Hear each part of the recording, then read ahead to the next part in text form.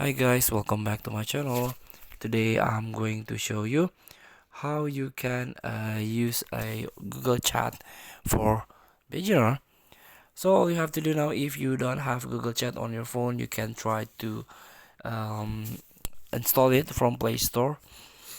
And after you download and install, you can start by add someone to chat by email here. For example, you can tap this icon and you can search your friend by email. For example, this one, done, and here you can start the chat. And also you can create a spaces. This is like chat group. You can create space here. You can create your group in here. And also there are a some random chat or absolute poll that you can join here.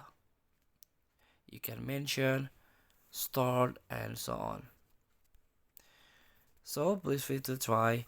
Thank you for watching. Don't forget to comment, like, and subscribe. Also click this button below. See you in the next video.